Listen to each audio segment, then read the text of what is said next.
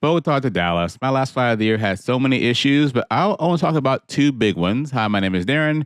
I'm a dad and a pilot driver of electric cars. This was flight number 1122, Bogota to Dallas. Pretty new, Airbus 319. And here are our planned numbers. This is what we have when we're walking to the airplane. The most important number here right now is the planned takeoff weight of 160,900 pounds.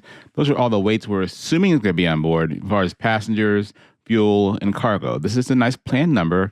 The max landing weight of this aircraft is 137,788 pounds. On the plan, we're under that. We're at 131,500. There are many limiting weights on a flight. There's takeoff weight, landing weight, terrain, structural, lots of things. But right now, we're okay. But when I was doing the walk around, the fueler said he had an issue. The fuel cutoff switch didn't stop. He pumped 4,700 extra pounds of fuel. Bogota is at 8,300 feet elevation. It's high, thin air, surrounded by terrain. We have takeoff performance issues quite often out of here. Nothing major, but we have to alter our course of normal takeoff. It's not a normal takeoff out of Bogota. So having 4,700 extra pounds, it's an issue. Thankfully, our dispatcher was on top of everything, and we were able to work it out. But before we got that far, there was another issue. The night before, when we came into Bogota, the captain landed on runway 13 left. That's what it was. It's always been runway 13 left.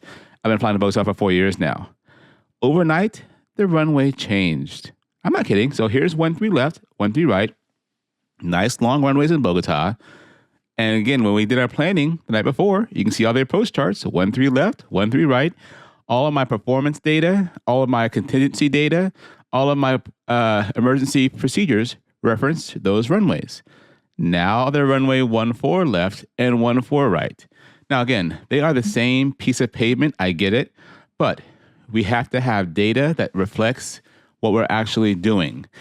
If anything were to go wrong and we were brought into court, they could ask, why didn't you take off with data for 13 left, for 14 left and 14 right?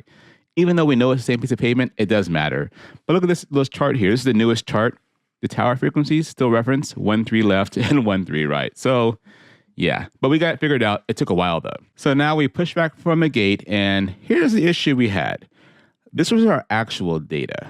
Our passenger weight was a little bit less. Our cargo weight was 800 pounds more than we were expecting.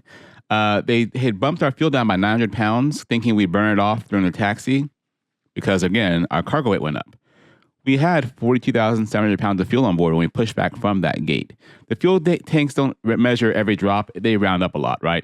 So we had to burn off quite a bit of gas before we can take off. Again, the most limiting weight was the takeoff weight for terrain. We had to make sure we could still take off with all this extra weight, lose an engine, avoid all the terrain, and come back and land safely. And again, the fuel tanks, they round up so that, you might shake the plane and it might drop by 100 pounds. It's funny numbers, but we pushed back, burned off the gas, and headed toward Dallas. My leg, pretty uneventful flight. There's a little bit of deviating, as you can see here, around some storms that are always prevalent in Colombia. And then it was a straight shot. Went over the Panama Canal, saw some beautiful shots at Panama Canal.